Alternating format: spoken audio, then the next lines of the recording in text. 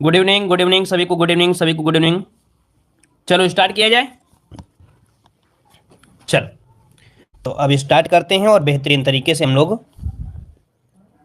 चलिए, क्वेश्चन दिया गया है, उत्तर प्रदेश के किस जिले में सबसे कम वर्षा होती है? चलिए भाई जवाब दीजिएगा। सबसे कम वर्षा जो होती है वो आपकी कहां पर होती है? सबसे कम वर्षा जो होती है कहां पर होती है? तो देखिए आपका जवाब इनमें से क्या हो जाएगा। ऑप्शन आ रहा है डी नंबर, आपकी मथुरा में होती है। आपकी सबसे क्या होती है? आपकी कम होती है। तो ये बताइए सबसे ज्यादा कहां पर होती है? जल्दी से कमेंट करिए कि सबसे कम वर्षा अगर आपके मथुरा में होती है ना, तो सबसे ज्यादा वर्षा कहां होती है? गोरखपुर में होती है। याद रखिए, अगर सबसे ज्यादा पूछे तो आपका आंसर देना है क्या? गोरखपुर होती है। तो ऑप्शन क्या हो जाएगा यहाँ पर? डी नंबर यहाँ पर राइट हो जाएगा। ठीक है, सबसे कम वर्षा वाला जिला यहाँ पर आपका कौन सा हो जाएगा? मथुरा। सबसे ज्यादा वर्षा वाला आपका तो गोरखपुर हो जाएगा। ठीक है, कितनी होती है तो देख सकते हैं इतना डिफरेंस होता है। अगला क्वेश्चन बताइएगा कि निम्न जिलों में से क्षेत्रफल में सबसे छोटा जिला इनमें से कौन है? सबसे छोटा जिला इनमें से आपका कौन सा हो जाएगा? वाराणसी, जौनपुर, प्रयागराज या गाजीपुर? हमने बताया है कि क्वेश्चन कैसा भी होगा, अगर ऐसा क्वेश्चन मिलता है तो ये 100% है कि आपका आंसर क्या हो जाएगा? यहां पर आपका वाराणसी आपका राइट हो जाएगा। क्लियर हो गया है? अच्छा ये बताइए, अगर सबसे छोटा जिला है तो सबसे बड़ा जिला कौन सा हो जाएगा? सबसे बड़ा जिला कौन सा हो जाएगा? लखीमपुर खीरी। और सबसे छोटा जिला अगर पूछेगा तो क्या बताएंगे? सबसे छोटा बताएंगे तो क्या हो जाएगा भाई? तो देखिएगा कि यहां पर क्षेत्रफल के हिसाब में सबसे बड़ा जिला आपका कौन सा है? लखीमपुर खीरी है। और सबसे छोटा जिला कौन सा है? आपका हापुड़ है। लेकिन विकल्प के अनुसार आपका वाराणसी हो जाएगा। ठीक है, आगे बढ़ते। क्वेश्चन दिया गया है, निम्नलिखित में से किस जिले की सीमा नेपाल से लगती है? बताइए भाई, नेपाल के साथ लगने वाली जो आपकी सीमा है वो आपकी कौन सी है? गोरखपुर, महाराजगंज, बलिया और बस्ती? चलिए, इनमें से कौन लगता है जो आपके नेपाल की सीमा से लगती है?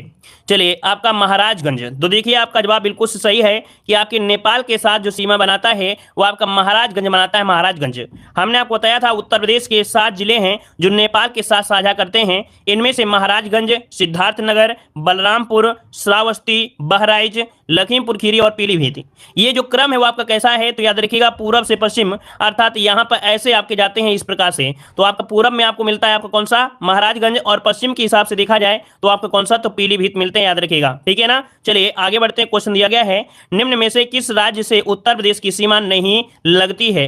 उत्तर प्रदेश की सीमा नहीं लगती, जवाब देना है। चलिए भाई, good evening, good evening, good evening का है, इतना भयंकर कॉपी पेस्ट कर रहे हो भैया। गुड इवनिंग बहुत बहुत हो गया, गुड इवनिंग और वेरी वेरी गुड इवनिंग। बस चलिए बताइएगा कि उत्तर प्रदेश की सीमा नहीं लगती है किसके साथ? तो आपका देखिए हमने बताया था सेम टू सेम ऐसा ही जवाब मिलेगा आपका। क्या? पंजाब। ऑप्शन बन जाएगा आपका बी नंबर, पंजाब। अगला क्वेश्चन आपसे दिया गया है, देखिएगा यहां पर अगला क्वेश्चन दिया गया है, कर आप अच्छा देखो, सबसे पूछे कि सबसे अधिक सीमा लगती है मध्य प्रदेश से, 11 जिलों से लगती है, आपको याद रख लेना है। ठीक है, सबसे कम सीमा लगती है हिमाचल प्रदेश के साथ, याद रखिएगा सिर्फ सहारनपुर जिला है जो आपके सबसे कम सीमा बनाता है। ठीक है, आगे बढ़ते। क्वेश्चन दिया है, सोनभद्र जिले को स्पर्श करती है, आपको बताना है कौन सी रेखाएं, ये कितने राज्य हैं? चलिए, सोनभद्र जिले को स्पर्श करती हैं कितनी राज्यों की यहाँ पर सीमाएं हैं? चलिए, ऑप्शन आ रहा है आपका यहाँ पर, देखिए सी नंबर। एक भी क्वेश्चन किसी का गलत नहीं होना चाहिए। अगर एक क्वेश्चन गलत हो गया तो समझो पूरा का पूरा जितना वीडियो में क्वेश्चन होंगे सभी गलत हो गए। यहाँ पर आंसर आपका सी हो जाएगा। आपके 4 राज्यों की सीमा से लगता है जो आपका सोनभद्र जिला है। याद रखिएगा, इनमें से आपको हमने बताया था कि जो आपका बिहार है और आपका एमपी है ये तो आपको पता है, इन्हें से अलग हुए झारखंड और आपका छत्तीसगढ़। तो ऑप्शन हो जाएगा यहाँ पर आपका कौन? तो आपका सी हो जाएगा। अगला क्वेश्चन दिया गया है, उत्तर प्रदेश की सीमा भारत के कितने राज्यों से मिलती हैं? चलिए बताइएगा, उत्तर प्रदेश की सीमा कितने राज्यों से मिलती है, इसका आंसर आपको देना है। चलिए, क्या जवाब देंगे? 9 देंगे, 8 देंगे? जब ऐसी सिचुएशन आपके पास आती है तब आप लोग कंफ्यूज होते हैं क्या जवाब देंगे। तो आंसर हो जाएगा आपका यहाँ पर बी नंबर, आपका 8 हो जाएगा। क्या हो जाएगा? 8 हो जाएगा। यहाँ पर देखिएगा कि उत्तर प्रदेश 8 राज्यों जैसे उत्तराखंड, हिमाचल प्रदेश, हरियाणा, राजस्थान, मध्य प्रदेश, छत्तीसगढ़, झारखंड, बिहार से अपनी सीमा मिलाता है। याद रखिएगा, ठीक है। आगे बढ़ते हैं। क्वेश्चन आपसे अगला पूछा गया है, यहाँ पर देखिए अगला क्वेश्चन दिया गया है, क्षेत्रफल की दृष्टि से उत्तर प्रदेश का भारत के राज्यों में जो स्थान है वो आपका कौन सा है? चलिए बताइएगा कि क्षेत्रफल की दृष्टि से उत्तर प्रदेश का भारत के राज्यों में जो स्थान है वो आपका कौन सा है? याद रखिए, राजस्थान, मध्य प्रदेश, महाराष्ट्र, फिर आपका उत्तर प्रदेश स्थान आता है। याद रखिए। अगला क्वेश्चन बताइएगा कि निम्नलिखित नगरों का भौगोलिक क्षेत्रफल की दृष्टि से घटता हुआ क्रम पूछा गया है। क्या कह रहा है? क्षेत्रफल की दृष्टि से घटता हुआ क्रम, बताइए क्या हो सकता है? यहाँ पर देखो वाराणसी तो यहाँ भी है, वाराणसी यहाँ भी है, लेकिन इसके बाद आपका गौतम बुद्ध नगर दिया है, क्योंकि यहाँ पर पूछा गया है क्षेत्रफल की दृष्टि से घटता हुआ क्रम पूछा गया है। तो आंसर देखिए यहाँ पर दिया है वाराणसी, गौतम बुद्ध नगर, बागपत और भदोही। यहाँ पर आंसर देखिए लास्ट में कौन आया? भदोही। ऑप्शन डी इसका राइट हो जाएगा। ठीक है, आगे बढ़ते। क्वेश्चन आपसे अगला पूछा गया है, निम्न में से कौन से क्षेत्रफल के बढ़ते क्रम से आपके सही हैं? अब आपसे पूछा है बढ़ते क्रम में, बताइए भाई, बढ़ते क्रम से अगर बताया जाए, पूछा जाए तो आंसर क्या हो जाएगा? देखो, बढ़ते क्रम से पूछा जाएगा तो भैया ऑप्शन जो डी नंबर है वो तो आपका बनेगा नहीं। क्यों? क्योंकि सोनभद्र ये तो ऑलरेडी इतना खुदे बड़ा है, तो ये तो हो नहीं सकता है। अब यहाँ पर बताइए क्या हो जाएगा? तो यहाँ पर देखो, जो आपके लास्ट में सोनभद्र आ रहा है, सोनभद्र इसमें आ रहा है, सोनभद्र इसमें आ रहा है। अब यहाँ पर बाराबंकी और गौतम बुद्ध नगर दिया है, तो देखिएगा इसका आंसर होगा सी नंबर, गौतम बुद्ध नगर, फिर बाराबंकी, फिर मिर्जापुर। मतलब पहले आता है गौतम बुद्ध नगर का नाम, इसके बाद आता है बाराबंकी का नाम, फिर इसके बाद मिर्जापुर, आपका सोनभद्र। तो ऑप्शन हो जाएगा सी नंबर हो जाएगा। अगला क्वेश्चन आपसे यहाँ पर दिया गया है, कह रहा आपसे यहाँ पर क्वेश्चन कि निम्नलिखित में से किससे उत्तर प्रदेश की सीमा नहीं लगती है? तो उत्तर प्रदेश की सीमा नहीं लगती है, जो कि हमने बताया था, सेम टू सेम आपका ऑप्शन इसी प्रकार से मिलता है, तो आपका पंजाब ऑप्शन बी हो जाएगा। अगला क्वेश्चन आपसे यहाँ पर दिया गया है, चलिए क्वेश्चन आपके अगला है, निम्नलिखित में से सर्वाधिक क्षेत्रफल वाला जिला इनमें से कौन है? अब इनमें से बताइए सर्वाधिक क्षेत्रफल वाला जो जिला है इनमें से कौन हो जाएगा? चलिए, सर्वाधिक क्षेत्रफल के हिसाब से देखा जाए तो आपका आंसर क्या हो जाएगा यहाँ पर? तो ऑप्शन हो जाएगा डी नंबर, आपका लखीमपुर खीरी हो जाएगा। याद रखिए, इसको नोट करिएगा, ये क्रम बिल्कुल सही है कि सबसे ज्यादा लखीमपुर खीरी, सेकंड नंबर में आपका सोनभद्र, फिर हरदोई, फिर आपका सीतापुर। सीतापुर जो स्थान आता है वो आपका चौथा स्थान आता है अर्थात क्षेत्रफल की दृष्टि से। आगे बढ़ते हैं, क्वेश्चन दिया गया है, उत्तर प्रदेश का क्षेत्रफल देश के क्षेत्रफल का कितने प्रतिशत है? उत्तर प्रदेश का क्षेत्रफल यहाँ पर देश के क्षेत्रफल का जो है वो कितने प्रतिशत है, कितने प्रतिशत पूछा गया है। चलिए, आपका जवाब क्या हो जाएगा? डी नंबर बनेगा या बी नंबर बनेगा? जल्दी बताइए, डी नंबर हो जाएगा या बी नंबर? चलिए देखिए, ऑप्शन हो जाएगा आपका यहाँ पर डी नंबर, है ना। यहाँ पर आंसर बनेगा डी नंबर, आपका 7.3%। कितना? यहाँ पर 7.3% ऑप्शन बनेगा डी नंबर, यहाँ पर राइट हो जाएगा। अगला क्वेश्चन आपसे दिया गया है, क्षेत्रफल की दृष्टि से उत्तर प्रदेश का भारत के राज्यों में जो स्थान है वो आपका कौन सा है? तो भाई क्षेत्रफल के हिसाब से पूछा है, आंसर क्या हो जाएगा? यहाँ पर चतुर्थ स्थान हो जाएगा, बी नंबर, यहाँ पर राइट हो जाएगा। आगे बढ़ते, क्वेश्चन आपसे दिया है, उत्तर प्रदेश की सीमा भारत के कितने राज्यों से मिलती है? ये बताइएगा कि उत्तर प्रदेश की सीमा भारत के कितने राज्यों से मिलती है। यहाँ पर आंसर क्या हो जाएगा? तो आपका जवाब क्या हो जाएगा? हमने बताया था कि पीसीएस मुख्य परीक्षा में क्वेश्चन पूछा गया था और आंसर सही किया गया था आपका 8 ही, तो आंसर क्या हो जाएगा? सी नंबर यहाँ पर हो जाएगा। ठीक है, आगे बढ़ते, क्वेश्चन आपसे अगला पूछा गया है, कह रहा आपसे यहाँ पर क्वेश्चन कि निम्नलिखित में से किस जिले को अंतरराष्ट्रीय सीमा स्पर्श नहीं करती है? ये बताइएगा कौन सा ऐसा जिला है जिसकी अंतरराष्ट्रीय सीमा नहीं होती है। आपका क्वेश्चन ये इसी प्रकार से हो जाएगा, है ना। तो देखिए इसका आंसर क्या हो जाएगा? बस्ती हो जाएगा, ऑप्शन बनेगा आपका डी नंबर, बस्ती से अंतरराष्ट्रीय सीमा नहीं लगती है, याद रखिएगा। ठीक है, जो कि हमने स्टार्टिंग में आपको बताया था कि स्टार्टिंग कहां से होती है, पीलीभीत, लखीमपुर, बहराइच, श्रावस्ती, बलरामपुर, सिद्धार्थनगर, महाराजगंज, ये आपके हैं। ठीक है, अगला बताइए, क्वेश्चन आपसे अगला दिया है, निम्नलिखित में से किस देश की सीमा उत्तर प्रदेश से मिलती है? किस देश की सीमा उत्तर प्रदेश से मिलती है? तो आंसर क्या हो जाएगा? सी नंबर, आपके नेपाल हो जाएगा। ठीक है, अगला बताइए, क्वेश्चन दिया गया है, निम्नलिखित में से कौन सा जिला बुंदेलखंड क्षेत्र का है? कौन सा जिला है जो बुंदेलखंड के क्षेत्र का है? जवाब देना है, एक भी क्वेश्चन गलत नहीं होना चाहिए। अगर एक क्वेश्चन गलत हुआ तो समझो आपका पूरा मेहनत पानी बेकार हो गया, है ना, पूरी मेहनत बेकार हो जाएगी। चलिए, ऑप्शन क्या हो जाएगा? महोबा आ रहा है, ऑप्शन सी हो जाएगा कि याद रखिएगा बुंदेलखंड जिला जो आपका है वो आपका महोबा है। आगे बढ़ते हैं, क्वेश्चन दिया गया है कि निम्न जिलों में क्षेत्रफल में सबसे छोटा इनमें से कौन हो जाएगा? सबसे छोटा इनमें से कौन सा है? यहां पर आंसर आपको देना है, आपका जवाब क्या हो जाएगा? तो आंसर हो जाएगा आपका यहां पर आपका कौन सा? ए नंबर, बिल्कुल सही है, वाराणसी हो जाएगा। अगला क्वेश्चन आपसे दिया गया है, हम तो सोचा करते हैं कभी कभी कि ऐसा ना हो क्योंकि वाराणसी वाला ज्यादा पूछा जाता है ना, वाराणसी वाला ज्यादा पूछा जाता है, तो हमको ऐसा तो नहीं लगता कि नया लड़के जो हों वो तो हापुड़ को भूल ही जाए, वाराणसी में ही पहुंच जाए, हमेशा वो सोचे कि वाराणसी ही हो जाए। तो नए लड़के थोड़े मतलब नए स्टूडेंट जितने भी हैं तो ध्यान दीजिएगा कि वो ऑप्शन ही ऐसा दिया जाता है कि वाराणसी आ जाता है। ऐसा कहीं ना हो कि आप लोग मेन वाला भूल ही जाइए, वाराणसी वाला आप लगा दीजिएगा। याद रखिएगा यहाँ पर फिर हापुड़ है, हापुड़ से फिर मतलब कह सकते सबसे छोटा हापुड़ है, उसी के बाद गाजियाबाद, भदोही, शामली ऐसे आते हैं, याद रखिएगा। ठीक है, सबसे छोटा जो आपका है ये आपका है। ठीक है, अगला क्वेश्चन आपसे पूछा गया है, कह रहा जैसे एक क्वेश्चन और था कानपुर वाला जो साक्षरता वाला था, गौतम बुद्ध नगर का क्वेश्चन बहुत दिन से नहीं मिला और सब स्टूडेंट यहाँ पर कह रहे हैं कानपुर हो गया सर जी, कानपुर हो जाएगा, कानपुर हो जाएगा। तो ऐसा होता है ना, जब क्वेश्चन वो नहीं होता तो डायरेक्ट भूल ही जाते हैं। चलिए, कह रहे हैं निम्नलिखित में से किस जिले की सीमा नेपाल से लगती है? तो नेपाल से लगती है 19 नंबर में क्या हो जाएगा? तो अभी हमने बताया कि आपके महाराजगंज की सीमा लगती है, ऑप्शन आपका बी हो जाएगा। अगला क्वेश्चन आपसे यहाँ पर दिया गया है, क्वेश्चन आपसे अगला पूछा गया है, यहाँ पर क्वेश्चन आपसे अगला है कि उत्तर प्रदेश का सबसे पूर्वी शहर निम्नलिखित में से कौन सा है?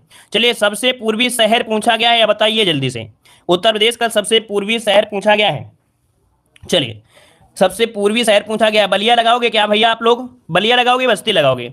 बलिया लगाओगे। चलिए, बलिया को ही लॉक कर देते हैं, तो आपका हो जाएगा बलिया हो जाएगा। अगला क्वेश्चन आपसे यहाँ पर दिया गया है कि भारत के समस्त राज्यों में क्षेत्रफल अनुसार उत्तर प्रदेश का कौन सा स्थान है?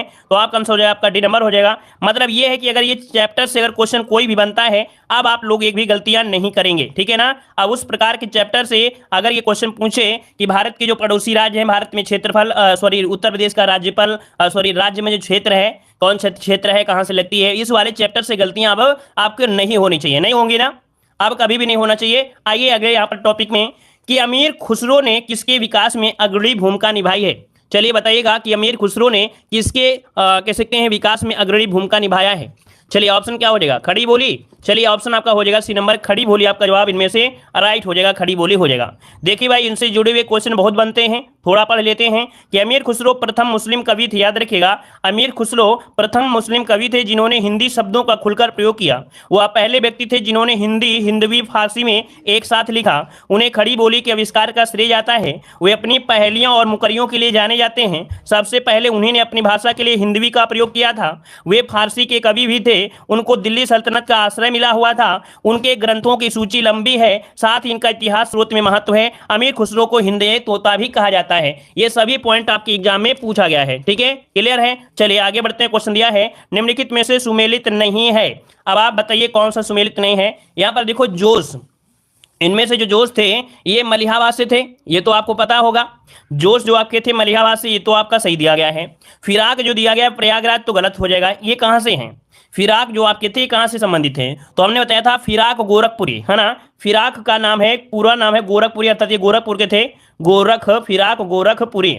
अच्छा गोरखपुरी, इनका पूरा नाम बताइए क्या हो जाएगा। इनका जो मेन नाम है, इनका जो मूल नाम था गोरखपुरी का, अर्थात फिराक गोरखपुरी का मूल नाम जो पूछा गया है, ये आपसे अगर पूछ ले कि मूल नाम क्या था, ये क्या था बताइए।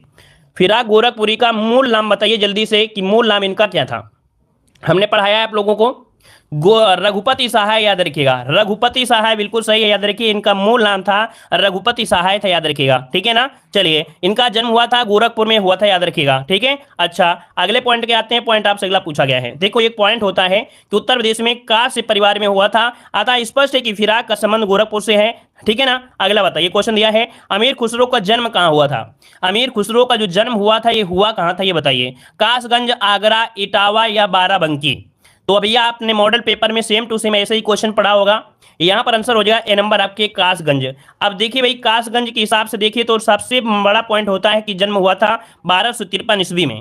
और एटा के वर्तमान में देखिए ईस्वी में एटा, वर्तमान में कासगंज उत्तर प्रदेश के पटियाली नामक कस्बे में हुआ था, गंगा किनारे हुआ।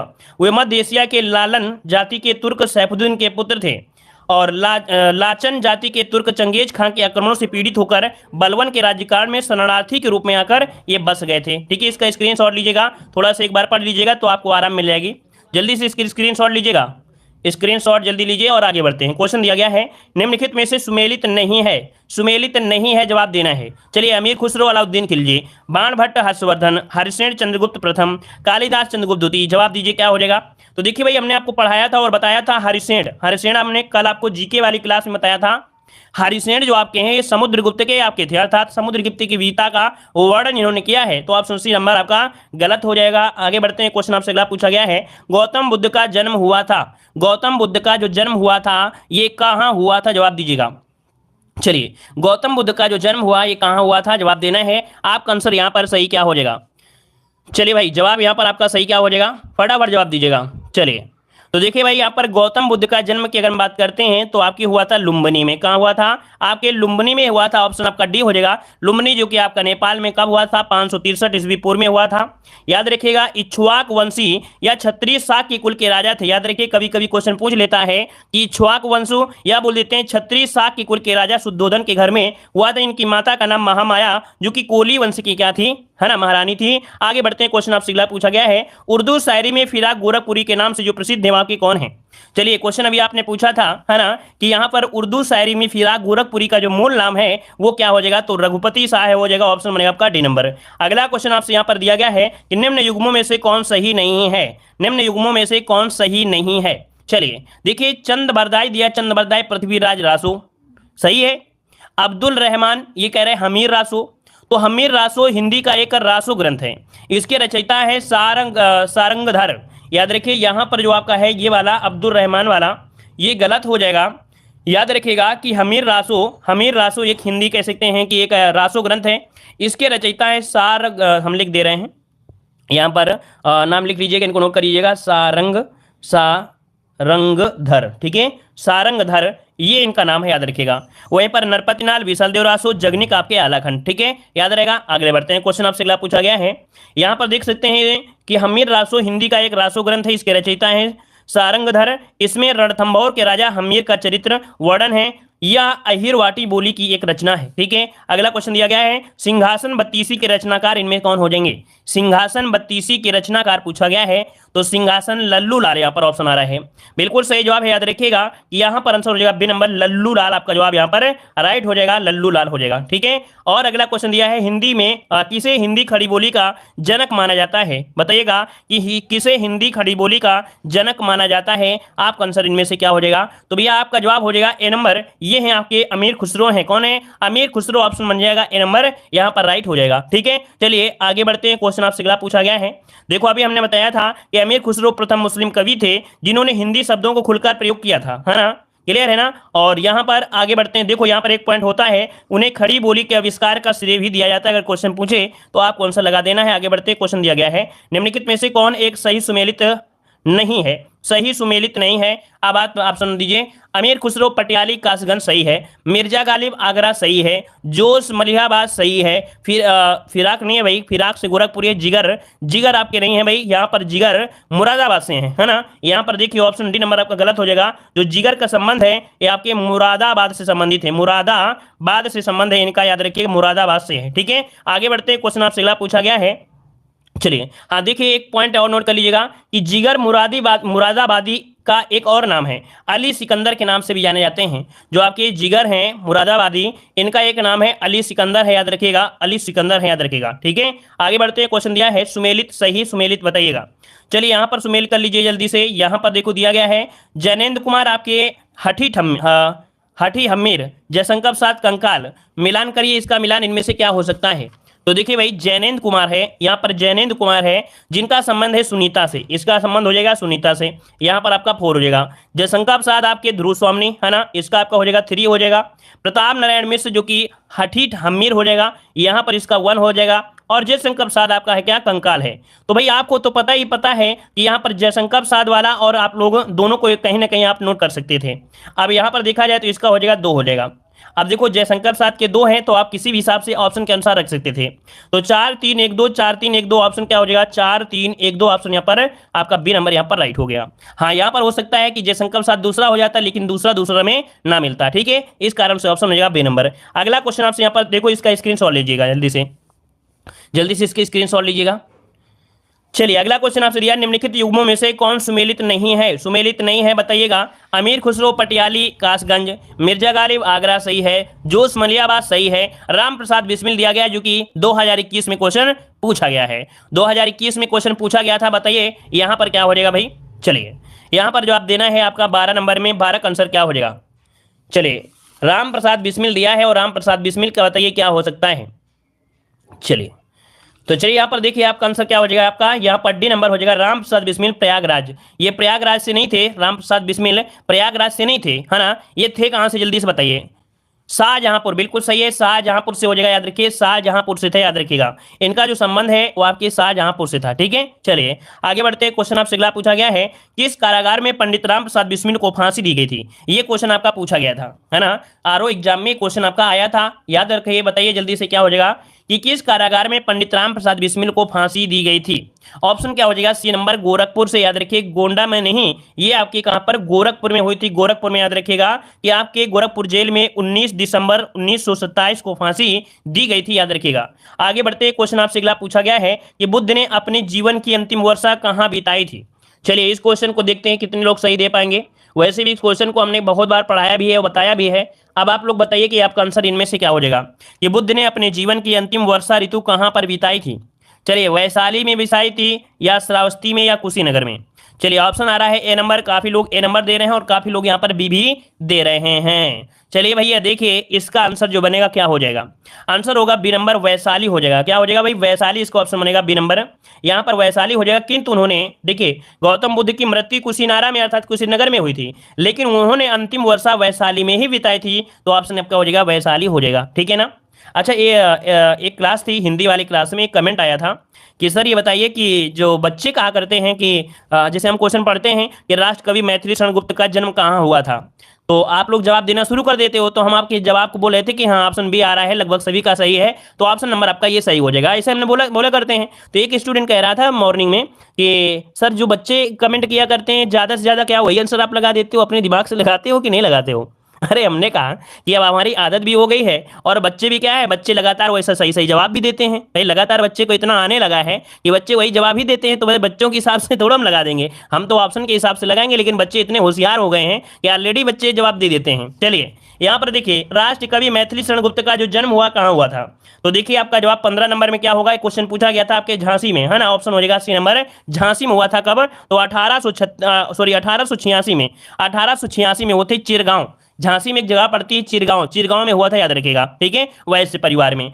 चलिए आगे बढ़ते हैं, क्वेश्चन आपसे अगला पूछा गया है, देखो माता का नाम पूछे मैथिली शरण गुप्त के, अगर पिता का नाम पूछे सेठ रामचरण और माता का नाम था श्रीमती काशीबाई, ठीक है। चलिए अगला बताइए, क्वेश्चन दिया गया है कि हरिवंश राय बच्चन अपने किस काव्य संग्रह के लिए प्रसिद्ध हैं? हरिवंश राय बच्चन अपने किस काव्य संग्रह के लिए प्रसिद्ध हैं? यहाँ पर आंसर बताना है, क्या हो जाएगा? चलिए तो गीतांजलि के हैं क्या भाई, क्या हो जाएगा? सी नंबर हो जाएगा क्या भाई, के डी नंबर होगा? मधुशाला होगा, बिल्कुल सही जवाब है, याद रखिएगा कि मधुशाला के लिए सबसे ज्यादा ख्याति इनको प्राप्ति हुई है। ऑप्शन बनेगा आपका यहाँ पर डी नंबर आपका हो जाएगा कि मधुशाला हिंदी के बहुत प्रसिद्ध कवि लेखक हरिवंश राय बच्चन के आपके अनुपम काव्य आपका, ठीक है। चलिए यहाँ पर देखो एक पॉइंट मिला है कि इसमें 135 रुबाइयां हैं, यानी 4 पंक्तियों वाली कविताएं इसमें आपको देखने को मिलेंगी। आगे बढ़ते हैं, क्वेश्चन आपसे अगला पूछा गया है कि प्रसिद्ध कहानीकार उपन्यासकार धनपत राय को निम्नलिखित में किस नाम से जाना जाता है? बताइए भाई, धनपत राय किसका नाम है? धनपत राय, ये क्वेश्चन आपके पुलिस एग्जाम में पूछा गया था। चलिए तो देखिए भाई, धनपत राय नाम था मुंशी प्रेमचंद का, ऑप्शन बनेगा यहां पर आपका सी नंबर, मुंशी प्रेमचंद का नाम था, ऑप्शन हो जाएगा आपका सी नंबर। नोट कर लीजिएगा, इसको स्क्रीनशॉट लीजिएगा कि धनपत राय श्रीवास्तव 31 जुलाई 1880 को, 8 अक्टूबर से मतलब कह सकते हैं इनका जन्म हुआ था 1880 में, मृत्यु हुई थी 1936 में, प्रेमचंद के नाम से जाने जाते हैं। वे हिंदी और उर्दू के सर्वाधिक लोकप्रिय हैं, उपन्यासकार, कहानीकार, विचारक भी थे, ठीक है। चलिए आगे बढ़ते हैं, क्वेश्चन आपसे अगला पूछा गया है, सूफी कवि अमीर खुसरो का जो जन्म हुआ ये कहाँ हुआ था? भाई सूफी कवि अमीर खुसरो के बारे में बार बार पढ़ रहे हो, बार बार पढ़ रहे हो, तो आंसर क्या होगा यहाँ पर? आंसर क्या होगा? बुलंद सॉरी कहाँ पर है, कासगंज हो जाएगा, सी नंबर यहाँ पर कासगंज हो जाएगा, ठीक है। अगला क्वेश्चन आपसे यहाँ पर दिया गया है, यार आपसे निम्नलिखित में से किस संत को वाल्मीकि का अवतार माना जाता है? चलिए यहाँ पर बताइए आपका आंसर क्या हो जाएगा कि किस संत को वाल्मीकि का अवतार माना जाता है, आंसर क्या बनेगा? यहाँ पर आंसर बताइए, 19 नंबर में ऑप्शन आ रहा है ए नंबर, कह रहे हैं आपके गोस्वामी तुलसीदास, बिल्कुल सही है, रामानंद नहीं है। कौन सा लगाओ भाई, रामानंद लगाओगे कि गोस्वामी तुलसीदास लगाओगे? चलिए भाई सभी लोग लगा रहे हो तो हम भी लगा दे रहे हैं, आपका आंसर यहाँ पर ए नंबर ही लगा देंगे। आपके तुलसीदास बिल्कुल जवाब सही हो जाएगा, याद रखिएगा, तुलसीदास आपको याद हो जाएगा, ऑप्शन ए हो जाएगा। चलिए आगे बढ़ते हैं, क्वेश्चन आपसे अगला पूछा गया है, कह रहा भारतीय भाषाओं की रक्षा व विकास हेतु हिंदुस्तानी एकेडमी की स्थापना की गई थी। बताइएगा भाई यहाँ पर कि भारतीय भाषाओं की रक्षा एवं विकास हेतु हिंदुस्तानी एकेडमी की जो स्थापना की गई थी वो आपकी कहाँ पर की गई थी? इसका जवाब इनमें से क्या हो जाएगा? चलिए भाई जवाब इनमें से देना है, आपका आंसर क्या हो जाएगा? तो याद रखिएगा कि भारतीय भाषाओं की रक्षा विकास हेतु हिंदुस्तानी एकेडमी की जो स्थापना की गई थी वो आपके लखनऊ में की गई थी या प्रयागराज में की गई थी? लखनऊ में या प्रयागराज, दो में एक बताइए जल्दी से। चलिए आगरा तो होगा ही नहीं किसी भी हालत में भाई, आगरा तो नहीं होगा किसी भी हालत में, दूसरा जवाब दीजिएगा जल्दी से। भारतीय भाषाओं की रक्षा व विकास हेतु हिंदुस्तानी एकेडमी की स्थापना की गई। चलिए फंस गए ना सभी बच्चे आज। चलिए भाई यहां पर जवाब दीजिए, क्या हो जाएगा? सब लोग लखनऊ बता रहे थे ना, इसलिए हमें भी सोचना पड़ा कि लखनऊ तो नहीं हो जाएंगे, यहां पर हो जाएगा इलाहाबाद। अच्छा मेरी ससुराल कह रहे हैं, एक बच्चा कह रहा है मेरी ससुराल। चलिए बताइए यहाँ पर आंसर हो जाएगा क्या भाई? डी नंबर हो जाएगा, प्रयागराज में है। याद रखिएगा हिंदुस्तानी एकेडमी जो कि भारतीय भाषाओं की रक्षा और विकास के लिए है वो है आपके प्रयागराज, ऑप्शन आपका डी नंबर यहाँ पर राइट हो जाएगा। आगे बढ़ते हैं, क्वेश्चन आपसे अगला पूछा गया है, देखिए कब की गई थी? तो आपके 1927 में की गई थी। मुख्यालय कहाँ पर है? तो आपके प्रयागराज में है। राष्ट्रभाषा को विश्व की प्रमुख भाषाओं में समकक्ष बैठाना और उसकी सर्वांगीण उन्नति के लिए ये आपका कह सकते हैं स्थापना की गई थी। अगला बताइए, क्वेश्चन दिया गया है कि उत्तर प्रदेश का मुक्त विश्वविद्यालय इनमें से कौन सा है? उत्तर प्रदेश का प्रथम मुक्त विश्वविद्यालय इनमें से कौन हो जाएगा? चलिए जवाब देना है, आपका सवाल सही जवाब क्या हो जाएगा? चलिए ऑप्शन यहाँ पर देखिए, आपका जवाब हो जाएगा सी नंबर, याद रखिए प्रयागराज। और कौन सा नाम है याद रखिए उत्तर प्रदेश में जो आपका है कौन? तो राजर्षि टंडन मुक्त विश्वविद्यालय या राजर्षि पुरुषोत्तम दास टंडन के नाम पर है और इसका स्थायी परिसर इलाहाबाद रिसर्च के फाफा मऊ में है। कहां पर है? फाफा मऊ में। चलिए आगे बढ़ते हैं। क्वेश्चन आपसे अगला पूछा गया है कि बनारस हिंदू विश्वविद्यालय का शिलान्यास किसने किया था। चलिए देखते हैं इस क्वेश्चन का जवाब आप लोगों को याद है कि नहीं याद है, या हमेशा झोंके चले रहते हो। अब बताइए क्वेश्चन नंबर 3 का सही जवाब इनमें से क्या हो जाएगा। सही जवाब देना है, ऑप्शन आ रहा है सी नंबर। चलिए वाह क्या बात है, काफी लोग यहाँ पर सी दे रहे हैं। सर कब पढ़ाते हैं, तो भैया ये क्लास होती है 5:30 बजे, ठीक है। चलिए काफी लोग यहाँ पर सी दिए हैं, लेकिन आपका जवाब क्या हो जाएगा, सी नंबर। चलिए हम आपके ऑप्शन को यहाँ पर लॉक करते हैं, ऑप्शन सी, लेकिन इसे हम गलत कर देते हैं। क्यों? क्योंकि यहाँ पर शिलान्यास दिया गया भाई, यहाँ पर सी नंबर आपका गलत है, शिलान्यास दिया है। हमने बताया था शिलान्यास जो किया था वो आपका लॉर्ड हार्डिंग हो जाएगा। क्या हो जाएगा, लॉर्ड हार्डिंग, और इसका ऑप्शन बनेगा बी नंबर, लॉर्ड हार्डिंग। जिन लोगों ने जवाब दिया है उनका राइट हो जाएगा, ठीक है। सी नंबर मत लगाइए क्योंकि शिलान्यास की बात किया गया है इसलिए, ठीक है ना। चलिए आगे बढ़ते हैं। क्वेश्चन आपसे अगला पूछा गया है, यहां पर अगला क्वेश्चन दिया गया है कि पंडित दीनदयाल उपाध्याय पशु चिकित्सा विश्वविद्यालय कहां पर स्थित है। पंडित दीनदयाल उपाध्याय पशु चिकित्सा विश्वविद्यालय। चलिए इनमें से एक बच्चा कह रहा सर जी आपने उस दिन तो वो बताया था। अरे हम पूरा देखा करो प्रश्न में। कुछ लोगों के होते हैं ना कि जब थोड़ा सा रुक जाते हैं तो उनके डाउट जो दिमाग में होता है वो कचरा निकल जाता है, और जब कचरा निकल जाता है तो नया मेमोरी सेव हो जाती है। अगर हम जो लोग गलत बताए थे अगर हम जल्दी से उन्हीं के हिसाब से बता देंगे तो उनको पता नहीं चलेगा, तो थोड़ा सा क्या करते हैं घुमा देते हैं ताकि उनकी मेमोरी में जो भरा हुआ है ना वो थोड़ा सा निकल जाए जल्दी से, ठीक है। चलिए तो पंडित दीनदयाल उपाध्याय पशु चिकित्सा विश्वविद्यालय आंसर हो जाएगा यहाँ पर आपका सी, आपके मथुरा में है। कहां पर है, आपके मथुरा, ऑप्शन बन जाएगा यहाँ पर सी नंबर। आगे बढ़ते हैं। क्वेश्चन आपसे अगला पूछा गया है, देखो 2001 में इसकी स्थापना की गई थी, 2001 में इसकी स्थापना की गई थी। अगला क्वेश्चन आपसे दिया गया है कि प्रदेश में केंद्रीय कृषि विश्वविद्यालय की स्थापना की गई है। चलिए इनमें बताइएगा कि प्रदेश में केंद्रीय कृषि विश्वविद्यालय की स्थापना की गई, ये कहां पर की गई। चलिए यहां पर आंसर क्या हो जाएगा भाई, ऑप्शन इनमें से 5 नंबर देना है, बी नंबर होगा। 6 है ये तो भाई सभी को पता है कि केंद्रीय कृषि विश्वविद्यालय की संख्या कितनी है, आपकी 6 है। अब इनमें से बताइए कौन सा है इनमें से, तो देखिए ऑप्शन हो जाएगा आपका यहाँ पर बी नंबर, झांसी में, है ना। क्या हो जाएगा भाई, तो आपका हो जाएगा बी नंबर, आपकी झांसी में हो जाएगा, याद रखिएगा। इसकी स्थापना 2014 में की गई थी। क्या 2014 में झांसी की स्थापना हुई थी, इसलिए उस समय क्वेश्चन भी आपका पूछा गया था। वर्तमान में क्वेश्चन पूछेगा कितने विद्यालय हैं, तो आपको बताना है 6 कृषि विश्वविद्यालय हैं जो कि केंद्रीय विश्वविद्यालय, ठीक है। अगला क्वेश्चन यहां पर दिया गया है, उत्तर प्रदेश में उर्दू प्रशिक्षण एवं अनुसंधान केंद्र जो स्थित है वो आपके कहां पर है। उत्तर प्रदेश में उर्दू प्रशिक्षण एवं अनुसंधान केंद्र जो स्थित है ये कहां पर स्थित है, 6 का जवाब देना है, और 6 का ऑप्शन सी और डी, यहां पर 2 जवाब आ रहे हैं। तो देखिए इसका आंसर हो जाएगा सी नंबर। याद रखिएगा ये उर्दू प्रशिक्षण और अनुसंधान केंद्र कहां पर है, तो आपके लखनऊ में है। इसका ऑप्शन सी हो जाएगा, आपके लखनऊ में है, लखनऊ में, ठीक है। चलिए यहां पर देखिए एक पॉइंट इसी से रिलेटेड आपका है। यहां पर अगला क्वेश्चन दिया है, कल्प योजना संबंधित है। कल्प योजना जो संबंधित है किससे संबंधित है। चलिए आपका जवाब क्या हो जाएगा, कल्प योजना का जो संबंध है किससे है। चलिए माध्यमिक शिक्षा से है या प्राथमिक शिक्षा से या उच्च शिक्षा से है। चलिए यहां पर देखिए काफी लोग जवाब देंगे ए नंबर, लेकिन काफी लोग ऐसे भी हैं जो इसका जवाब डी नंबर देंगे, और यहां पर देखिए डी नंबर बहुत ही कम लोग देंगे, ज्यादा होशियार वाले बच्चे होंगे वही देंगे जो हर एक क्वेश्चन में देखिए यहां पर याद रखिएगा, हमने बताया था कि आपको याद रख लेना है, मां नहीं होगा, है ना। यहां पर होगा प्राथमिक शिक्षा से। किससे भाई, प्राथमिक शिक्षा से। ऐसे भी याद रखिएगा, मान लो अगर कभी आप भूल रहे हो तो आप ही बताइए कि पा पहले आता है कि मां पहले आता है। आप बताइए पा पहले आता है कि मां पहले आता है, ये बताइएगा। तो आप कहोगे सर जी पा पतंग फा फल बाबुकरी भा भट्टी मां मछली, मतलब जो आपका मां मछली आता है वो बाद में आता है। तो यहां पर पा पहले आ गया तो बस का के हिसाब से पहले आप लगा दीजिएगा, अब याद रहेगा, ठीक है। आगे बढ़ाते हैं। क्वेश्चन आपसे अगला पूछा गया है, यहां पर देखिए क्वेश्चन आपसे दिया गया है कि प्रथम विकलांग विश्वविद्यालय स्थापित किया गया है। चलिए चलिए प्रथम विकलांग विश्वविद्यालय स्थापित किया गया है, बताइए कहां पर स्थापित किया गया है, आंसर इनमें से क्या हो जाएगा। चलिए आपका जवाब इनमें से सही क्या हो जाएगा। हम कमेंट देख रहे हैं, परेशान मत होइए, सबके कमेंट हम देखते रहते हैं, एक एक कमेंट देखते रहे हैं, ठीक है। कोई इतना बड़ा चैनल तो हमारा नहीं है कि कमेंट आपको नहीं दिखे, कमेंट दिखते रहते हैं। यहाँ पर आंसर आपका बी हो जाएगा, चित्रकूट हो जाएगा, याद रखिएगा, ठीक है ना। और देखो कुछ पॉइंट और भी हैं, पर देखिए क्या पॉइंट याद रखिएगा। उत्तर प्रदेश में विभिन्न श्रेणी के विकलांग बच्चों को उच्च शिक्षा देने के लिए लखनऊ में डॉक्टर शकुंतला मिश्रा विश्वविद्यालय की स्थापना करने हेतु 2008 में प्रस्ताव था। नवंबर 2011 में उद्घाटन किया गया। इसके अतिरिक्त उत्तर प्रदेश में चित्रकूट में पहले से ही जगत गुरु राम भद्राचार्य विकलांग विश्वविद्यालय की स्थापना 7 अगस्त 2001 को हुई थी। मतलब ये पूछा कि पहला जो आपका है वो चित्रकूट में था, लेकिन एक ऐसा भी विद्यालय है जो आपके लखनऊ में भी है जो कि आपके विकलांगों के लिए, मतलब ये था आपका, ठीक है। प्रथम पूछे तो चित्रकूट बताना है, इसका मतलब नहीं है कि सिर्फ एक ही है, और भी आपके हैं, ठीक है। चलिए आगे बढ़ते हैं। क्वेश्चन दिया गया है कि अति लोकप्रिय प्रसिद्ध पत्रिका कल्याण प्रकाशित होती थी। जो लोकप्रिय पत्रिका है कल्याण, ये प्रकाशित होती थी, ये कहां से होती थी, इसका आंसर देना है। आपका सही जवाब क्या हो जाएगा। चलिए ऑप्शन हो जाएगा आपका यहाँ पर सी नंबर आपके गोरखपुर से। कहां से भाई? आपके गोरखपुर, ऑप्शन बन जाएगा आपका सी नंबर। आगे बढ़ते हैं, क्वेश्चन आपसे अगला पूछा गया, देखिए कल्याण पत्रिका का प्रकाशन अगस्त 1926 से मुंबई में हुआ था।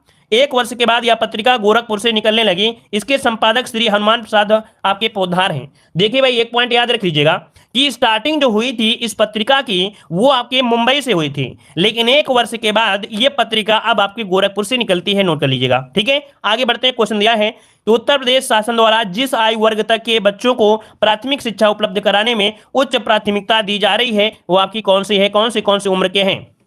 10 नंबर में। तो 10 का ऑप्शन हो जाएगा 14 वर्ष तक। आपको पता होगा कि 14 वर्ष तक के बच्चों के लिए है, 6 से लेकर 14 वर्ष तक के आयु के बच्चों के लिए प्राथमिक शिक्षा को एक मौलिक अधिकार के रूप में निःशुल्क और अनिवार्य रूप से उपलब्ध कराना बना दिया गया है। ये जो 86वां संविधान संशोधन था, 86 नंबर का जो संविधान संशोधन था 2002 में आपका ये हुआ था। आगे बढ़ते हैं, क्वेश्चन आपसे अगला पूछा गया है, उत्तर प्रदेश में राजकीय मेडिकल कॉलेज की स्थापना की जा रही है। चलिए बताइएगा, उत्तर प्रदेश में राजकीय मेडिकल कॉलेज की जो स्थापना की जा रही है वो कहां पर की जा रही है? इन ऑप्शन के अनुसार आपको देना है। चलिए आपका जवाब इनमें से क्या हो जाएगा?